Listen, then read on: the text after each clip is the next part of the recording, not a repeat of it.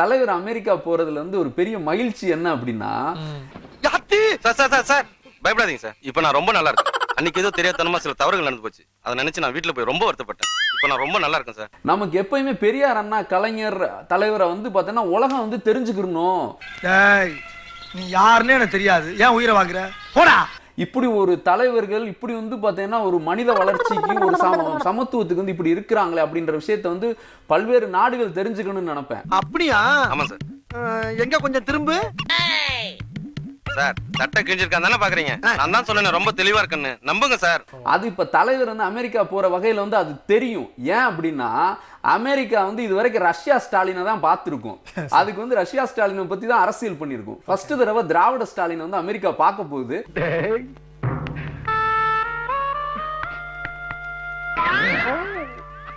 எங்கேயோ போயிட்டடா நீ, எங்கேயோ போயிட்ட. அமெரிக்கால இருக்கக்கூடிய பத்திரிகைகள் எல்லாமே எழுத போறாங்க தலைவரை பத்தி. நான் தான் சொன்னேன் நம்புங்க சார். தெளிவா இருக்கு சார். எப்பா நம்புங்க சார். அப்ப இந்த மாநிலம் இந்த மாடல் எவ்வளவு பெரிய ஒரு மாடல், உலகத்துக்கு மில்லினியம் டெவலப்மெண்ட் கோல்னு சொல்றாங்க பாருங்க. அது மாதிரி திராவிடம் டெவலப்மெண்ட் பண்ண கோல் தான் உலகத்துக்கே ஒரு மாடலா இருக்கும் அப்படிங்கிறது நம்பிக்கை. வருஷத்துக்கு ஒரு கிரிக்கெட்ட சிக்கிறடா சாமி. ஸ்பீட் ஆஃப் தமிழ்நாடுங்கிறது வந்து நம்ம தலைவருக்கு தான் பொருந்தும். கிரிஞ்சுங்க, கிரிஞ்ச் ஆஃப் தி இயர் உங்களுக்கு அவார்டே தரலாங்க. எப்பறாங்கண்ணே சூப்பர் கிரிஞ்சு. துவேல் கருணாநிதி ஸ்டாலினுக்கு தான் வந்து அந்த ஸ்பீட் ஆஃப் தமிழ்நாடு. ஏன் அப்படின்னா சினிமா கேட்போம், மட்டமா கேட்போம், கேவலம் கேட்போம். இல்லங்க நானும் இல்ல சார், விளையாட்டுக்கு தான் நானும் சொல்றேன். விளையாட்டுக்கு வர்றங்க. விளையாட்டு கேட்டாலும் இதான ரூல் தானே சார். கேட்போம். ஒண்ணும் இல்ல, சும்மா விளையாட்டு பேசுறப்பா. உழைப்பு உழைப்பு உழைப்புங்கிறதுல வந்து பாத்தீங்கன்னா அவரோட ஸ்பீடு வந்து இங்க வேற யாருக்குமே கிடையாது. ஆனா உங்களை அடிச்சுக்க முடியாது ஜி. சொல்றாங்க என்ன அடி சிங்சக்குங்கறீங்களே. எனக்கு இன்னொரு போட்டியா போயிட்டு இருக்குங்க. இவன் 4 தடவை இன்னைக்கு தான்டா போட்டான். நானும் பொண்ணும் இல்ல. கேட்ட பையன் சார் இந்த பால்சாமி. சமீபத்தில் திருமாவளவன் அவர்கள் பேசின ஒரு விஷயம் அவருடைய ஸ்பீச்ல நடுவுல பதிவு பண்றாரு. கும்பாபிஷேகம் பண்ணணும்னு முடிவு பண்ணிட்டீங்க, அதை ஊருக்கு வெளியே வச்சு பண்ணுங்க, கூட்டத்தில் வச்சு பண்ணிடுறாங்க. சகித்து கொண்டுதான் கூட்டணியில் இருக்கிறோம். பாஜக கூட்டணியில இருந்தபோது அவர்களை சந்தோஷப்படுத்த இஸ்லாமியர்களை தீவிரவாதிகளாக முத்திரை குத்தி வேட்டையாடிவர் திமுக தலைவர் கருணாநிதி அவர்கள். மாமா கோவம் வந்துருச்சு, இனி அவர் மேல ஒரு அடி பட்டாலும் எரிமலை வெடிக்குண்டா அப்படின்னு சொல்லிட்டு இந்த விஷயத்த சொல்லி சகித்து கொண்டுதான் கூட்டணியில் இருக்கிறோம் அப்படிங்கிற ஒரு விஷயத்தையும் பதிவு பண்றாரு. இதையெல்லாம் சகித்து கொண்டுதான், இதையெல்லாம் பொறுத்து கொண்டுதான் நாங்கள் கூட்டணி நலன் கருதி இயங்குகிறோம். அதிகார வர்க்கத்தை சார்ந்தவர்கள் எங்களுக்கு எப்போதும் போல தொல்லை தருகிறார்கள். இல்லப்பா, அடிமேல் அடி விழுந்துட்டே இருக்குப்பா.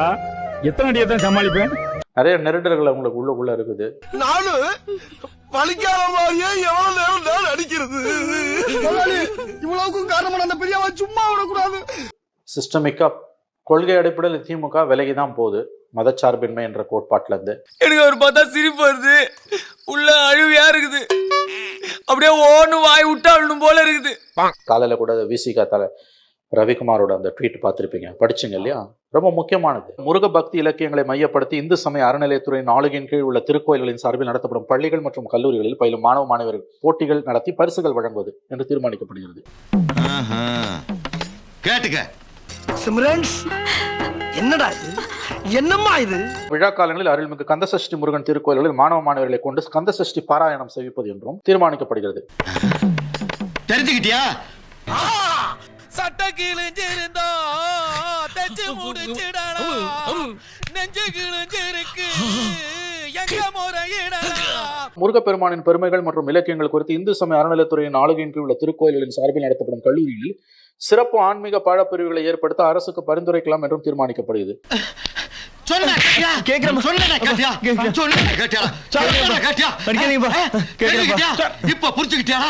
கல்வியை சமய சார்புடையதாக்குதல் என்னும் பாஜக அரசின் இந்துத்துவ செயல் திட்டத்தை இது முருகன் பெயரால் செயல்படுத்தும் முயற்சி அன்றி வேறு அல்ல. மாட்டிக்கிட்ட பங்கு. ஆனால் கல்வித்துறைக்குள் சமயத்தை கொண்டு வந்து திணிப்பது சமய சார்பின்மை என்னும் அரசமைப்பு சட்ட நெறிக்கு எதிரானதாகும். இது கண்டனத்துக்குரியது. இதை சொல்றவரு திமுகவோட கூட்டணியில் இருக்கக்கூடிய விசிகாவோட நாடாளுமன்ற உறுப்பினர் ரவிக்குமார். நீ ஒரு டுபாக்கூரு, உன்னை நம்பாதேன்னு இவங்கிட்ட எத்தனை தடவை சொன்னேன்.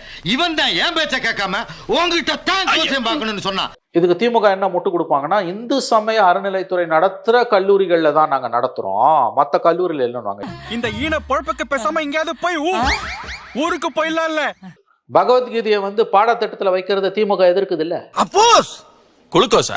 அப்போஸ்ங்க அப்போஸ்னா ஆமான்னு அர்த்தம். Don't know English. அப்ப முருகப்பெருமானோட பெருமையை கந்த சஷ்டி கவசத்தை கொண்டு போய் ஸ்கூல் பசங்களுக்கு காலேஜ் பசங்களுக்கு வைக்கிறது மட்டும் திமுக எப்படி அனுமதிக்குது? இது என்ன வேணும் இது? பாஸ் அப்ப நம்ம காட்டியும் கொடுக்குறோம் கொடுக்குறோம் பாஸ். இடியட். முருகப்பெருமான் என்பவர் வந்து இட்ஸ் a ஹிந்து டெய்டி. அது ஒரு இந்து கடவுளர்களில் ஒருவர். நீ அதை தமிழ் கடவுள்னு சொல்லிடலாம், நீங்க வந்து ஏமாத்த முடியாது. அந்த துறையே இந்து சமய நலத்துறை, தமிழ் சமய நலத்துறை கிடையாது. சாம்பார் அப்ப எனக்கு அப்ப அந்த சம்பந்தப்பட்ட இலக்கியங்களை முருகப்பெருமானின் கந்த சஷ்டி கவசத்தை கொண்டு போய் எப்படி நீ காலேஜ்ல வைப்ப? அது பகவத்கீதையை வைக்க ரெண்டு ஒண்ணு தானே? என்னடா நினைச்சிட்டு இருக்க உன் மனசுல?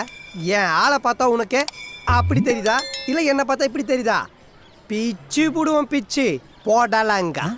இதே எடப்பாடி பேரில் நடந்ததுன்னா இது நடந்தது இல்ல. எடப்பாடி பேரில் சூரப்பா பகவத்கீதையை கொண்டு போய் அண்ணா யூனிவர்சிட்டியில வைக்கும்போது நீங்க தானே குதிச்சிங்க.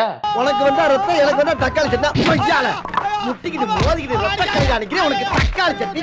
தாசில்தார் வந்து விசிகா கொடியை அகற்றி புதிதாக கொடி வைக்க கூடாதுன்னு சொல்லி அகற்றி இருக்கிறாரு. பிறகு அந்த இடத்துல வைக்கலாம் அப்படின்னு சொல்லி தாசில்தார் வந்து அதை மீண்டும் அந்த கொடி வைக்கப்பட்டிருக்கு.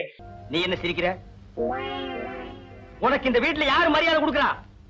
நானே கொடுக்கறேன்.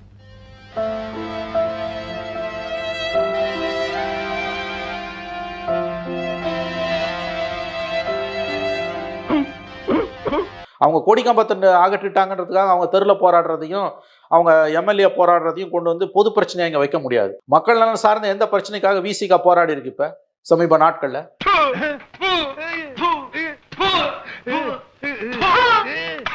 கல்வியை காவிமயமாக்குவது மோடி ஆட்சியின் செயல் திட்டங்களில் ஒன்று என்பதை திருமா ஒப்புக்கொள்வார். இன்னைக்கு அந்த முயற்சியை தமிழக அரசு மேற்கொண்டு இருக்கும்போது கூட்டணியில் இருக்கக்கூடிய நீங்க தெருவில் இறங்கி போராடணுமா இல்லையா? சும்மா வாய் வார்த்தையா கண்டன தீர்மானம் சொல்லிட்டு போறீங்கன்னா இதுக்கெல்லாம் பேர் எனக்கு தெரியுமா?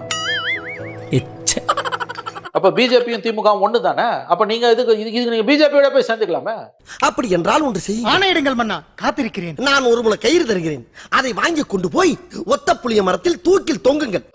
இந்துத்துவா கொள்கையை கொண்டு போய் நீங்க திணிக்கிறீங்க. அவன் பகவத்கீதையை வைக்கிறான், நீங்க முருகர் இலக்கியத்தை வைக்கிறீங்க. ரெண்டு ஒண்ணு தானே சார்? அப்ப இதை எதிர்த்து விசிக என்ன பேசிச்சு, என்ன போராடு? இதுக்கு தெருவில் இறங்கி போராடணும். கொடிக்கம்பத்தை தூக்கிட்டான்றதுக்கு போராட முடியாது. அது உங்க சுயநலம் சார்ந்தது, உங்க கட்சி சார்ந்தது.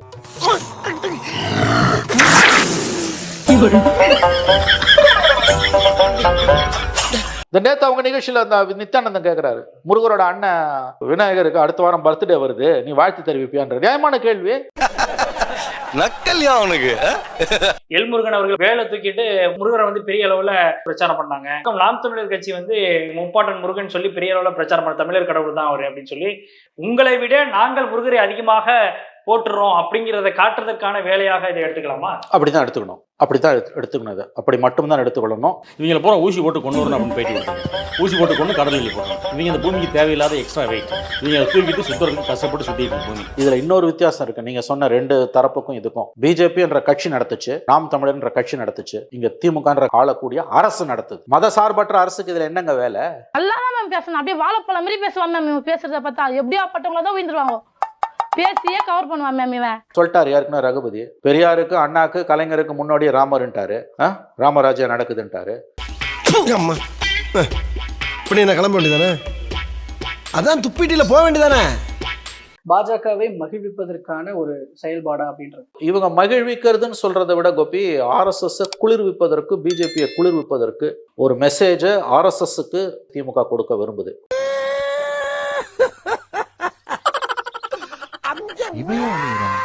பொருளாதார ரீதியாக கௌதம் அதானிக்கு சாதகமாக நிறைய விஷயங்கள் தமிழ்நாட்டில் நடக்க ஆரம்பித்திருக்கின்றன. கௌதம் அதானி தமிழகம் வந்து யாரை சந்தித்து விட்டு போனார் என்பது எல்லோருக்கும் தெரியும். ஆனா யாருமே அதை பத்தி பேச வாய் திறக்க மறுக்கிறாங்க. வாயில புண்ணா, வாந்தி வருதா, ஊமையா? மறுபடியும் சொல்றேன், நேரடியா அவங்க பிஜேபியோட அலையன்ஸ்க்கெல்லாம் போறதுக்கு வாய்ப்புகள் குறைவு. இல்லைன்னு சொல்ல மாட்டேன், வாய்ப்பு குறைவு. மந்திரி சபையில போய் சேர்றதுக்கு வாய்ப்புகள் இல்லைன்னு சொல்ல மாட்டேன், வாய்ப்புகள் குறைவு. தேவைப்பட்டா போவாங்க. ஏமாத்தி போட்டாங்க பெரியப்பா, நல்லா நம்ப வச்சு மோசம் பண்ணிட்டாங்க பெரியப்பா. ஆமாடா மகனே, நாட்டுக்கோழி போறோம்னு சொல்லிவிட்டு போட்டா கோழியை போட்டாங்கடா, நம்ம ஏமாத்திட்டோம்டா. ஆட மானங்கட்ட ஈத்திர பயல. இப்ப எனக்காக நீங்க ஒரு குத்து குத்துனா குறைஞ்சா போயிருவீங்க. சரி பாசக்கரப்ப ஒரே ஒரு குத்த குத்தி விட்டு போவோம். வாடாங்க.